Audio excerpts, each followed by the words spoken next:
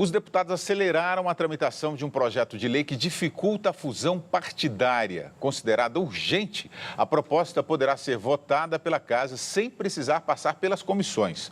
O Brasil é o país com a Câmara mais fragmentada do mundo. E quanto maior o número de partidos, menos a população se interessa por eles.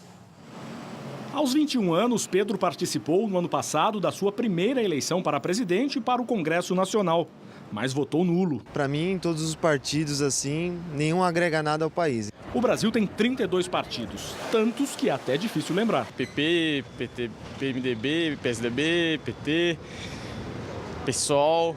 Mas as opções não atraem o eleitor. Uma pesquisa do Instituto Datafolha mostrou que 71% dos brasileiros não têm afinidade com nenhuma sigla. O número é recorde. Em dezembro, eram 61%. A rejeição aos partidos disparou após os protestos de junho de 2013. Antes, o índice dos que diziam não apreciar nenhuma sigla era de 55%. O PT foi quem mais perdeu apoio. De 22%, passou para 12% agora. O PSDB também viu sua base de apoio cair de 7% para 5% desde dezembro. Já o PMDB manteve-se com 4% das preferências. Todo ano a gente vota, se arrepende porque é a mesma coisa, né? De acordo com outra pesquisa de uma universidade da Irlanda, o Brasil lidera desde 2002 o ranking mundial de fragmentação partidária. Isso significa que o país é o que tem o maior número de partidos no Congresso capazes de exercer alguma influência. 28 siglas elegeram representantes no Congresso no ano passado, 6 a mais do que na eleição anterior. Dessas, 13 são consideradas influentes. São 5 partidos a mais do que os segundos colocados no ranking: Argentina, Bélgica e Indonésia. Não é possível que você identifique 28 tendências, 28 representações com doutrina, com ideologia, com propostas. É, na verdade, o partido como meio de transporte para que você possa, entendeu, alcançar o poder de qualquer forma. O partido, esse excesso de partidos que tem no Brasil, enfraqueceu a ideologia partidária e é cada um por si. É mais ou menos isso? Você acha que enfraqueceu a democracia? Enfraquece o sistema partidário, em primeiro lugar. A democracia depende do funcionamento de um sistema partidário adequado.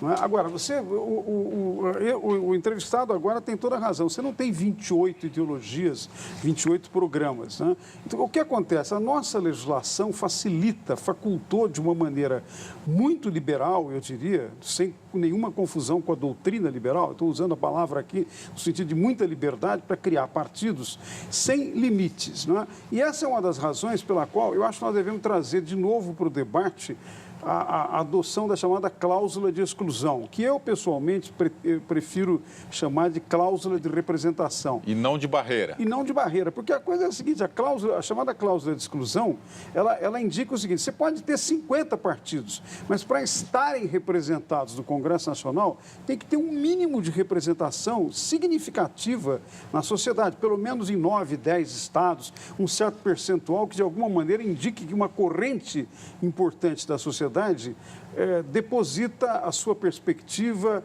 as suas aspirações, as suas esperanças naquele partido. Não é isso que está acontecendo no caso do Brasil, apesar de que esses micropartidos, né, que às vezes tem um representante, ou tem um representante no Estado e não tem representação nacional suficiente, estão podendo se beneficiar do fundo partidário. E não é pouco dinheiro que é distribuído entre os partidos, William, que são 500 milhões de reais por ano. O que significa que mesmo um partido pequeno, ele vai ter 500 mil, 800 mil reais para os seus dirigentes fazerem o que acharem que devem fazer, mas sem que isso tenha nenhuma representação efetiva na sociedade. Então, eu acho que nós temos que agora, na discussão da reforma política, que o Congresso vai fazer e que a TV Cultura já teve uma contribuição extremamente importante em dar voz para os telespectadores, nesta discussão, eu acho que nós temos que adotar uma regra para diminuir o número de partidos, ou seja, concentrar apenas naquelas 2 ou 3 grandes